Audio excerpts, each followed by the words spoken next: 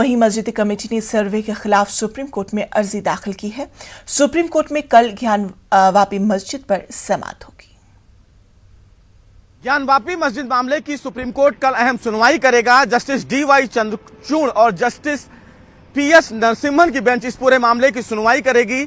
आपको बता दें कि शुक्रवार को मस्जिद कमेटी की तरफ से सुप्रीम कोर्ट में एक अर्जी दाखिल की गई थी और यह कहा गया था कि जो वहां की निचली अदालत है जिसने ज्ञानवापी मस्जिद के सर्वे का आदेश दिया है उस पर सुप्रीम कोर्ट रोक लगाए।